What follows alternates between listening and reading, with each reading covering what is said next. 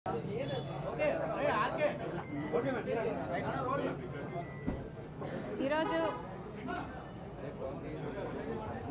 75వ గణతంత్ర దినోత్సవం సందర్భంగా కాంగ్రెస్ పార్టీ దేశ ప్రజలందరికీ, తెలుగు ప్రజలందరికీ, ఆంధ్ర రాష్ట్ర ప్రజలందరికీ మనస్ఫూర్తిగా శుభాకాంక్షలు తెలియజేసుకుంటుంది కాంగ్రెస్ పార్టీ. ఈరోజు రాజ్యాంగాన్ని కాపాడుకోవాల్సిన అవసరం రాష్ట్ర ప్రజలు బాధ్యత అయ్యింది. రాజ్యాంగాన్ని అన్ని రకాలుగా కాపాడుకోగలిగింది ఒక కాంగ్రెస్ పార్టీ మాత్రమే.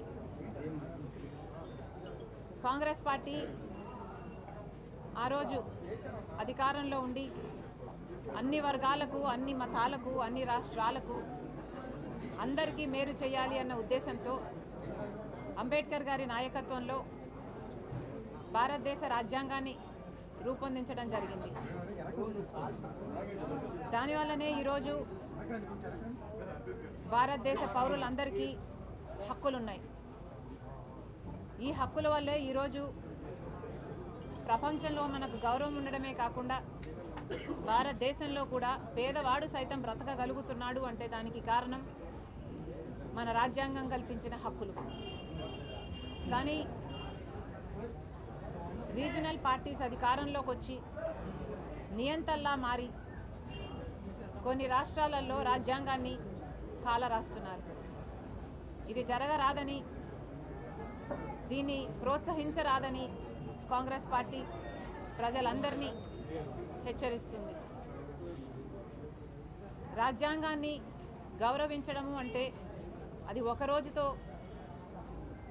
ఒక జెండా ఎగరేయడంతో అయిపోయే పని కాదు.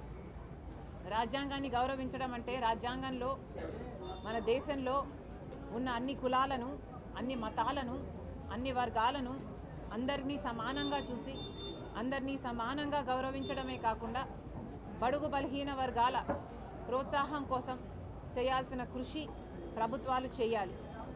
కానీ ఇటీవల కాలంలో నియంతల్లా మారిన రీజనల్ పార్టీ ప్రభుత్వాలు ఇవి అమల్లో పెట్టడం లేదు అన్నది స్పష్టంగా కనిపిస్తుంది.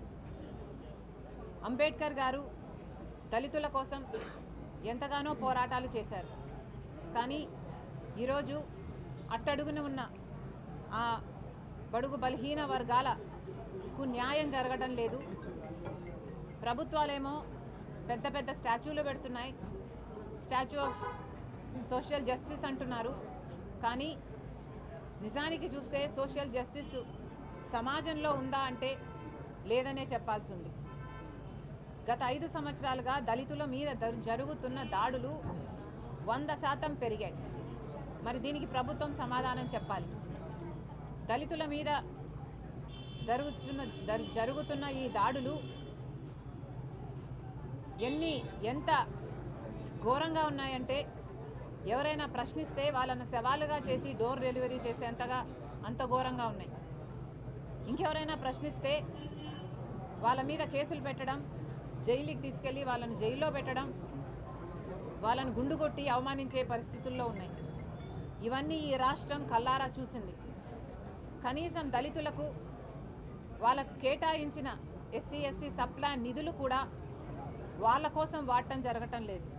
మొత్తం అన్నీ డైవర్ట్ చేస్తున్నారు, ఇష్టారాజ్యంగా పరిపాలన చేస్తున్నారు. ఇవన్నీ ఆగాలి. దళితులకే కాదు ప్రతి వర్గానికి చెందాల్సిన గౌరవం వారికి చెందాలి. ఇవన్నీ సాధ్యం కావాలి అంటే ఒక కాంగ్రెస్ పార్టీ వల్లనే సాధ్యం అవుతుంది.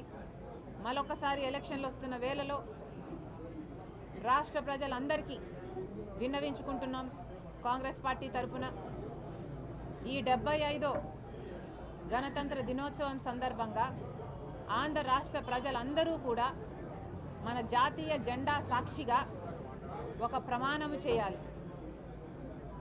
ఆ ప్రమాణము ఆంధ్ర రాష్ట్రానికి స్పెషల్ స్టేటస్ ఇవ్వని పార్టీలను సపోర్టు చేయమని, స్పెషల్ స్టేటస్ కోసం పోరాడని పార్టీలకు మేము మద్దతు ఇవ్వమని మన రాష్ట్రానికి రావాల్సిన పోలవరం ప్రాజెక్టు కోసం కొట్లాడని పార్టీలకు మద్దతు ఇవ్వమని, మన బాగు గురించి, మన రాజధాని గురించి ఆలోచన చేయని, స్వలాభం కోసం ప్రజల ప్రయోజనాలను తాకట్టు పెట్టే పార్టీలకు మద్దతు ఇవ్వబోమని జెండా సాక్షిగా ఆంధ్ర రాష్ట్ర ప్రజలు ప్రమాణం చేయాలని కాంగ్రెస్ పార్టీ మనస్ఫూర్తిగా ప్రార్థిస్తుంది.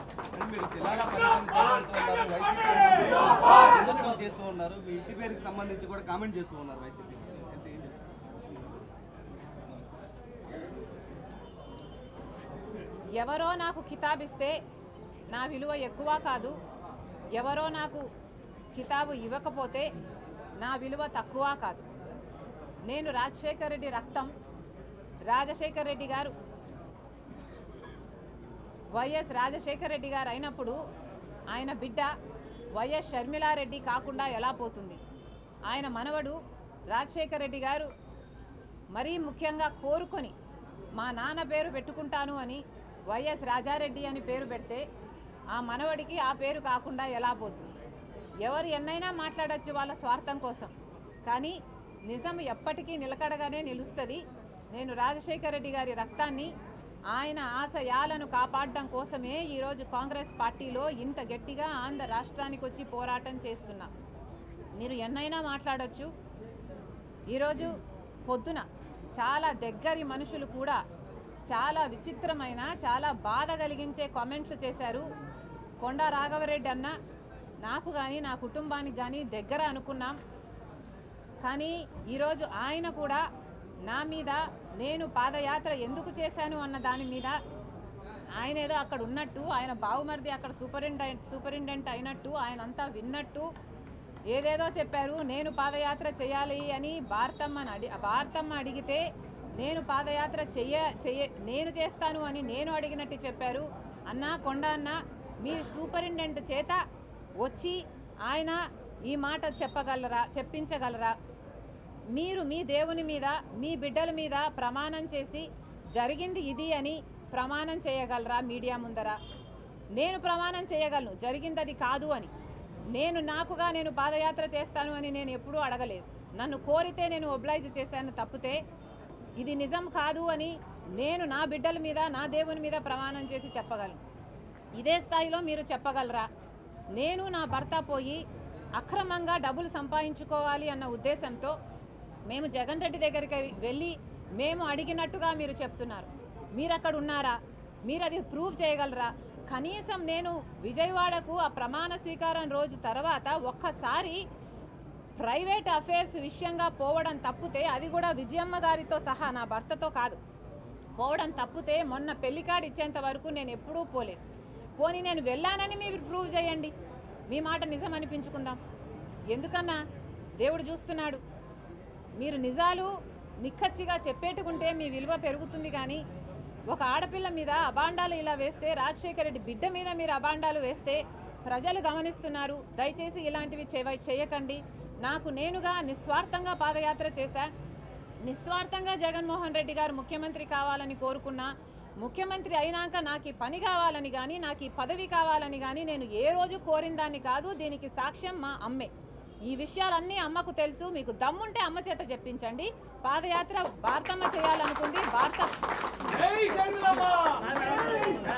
వద్దమ్మా.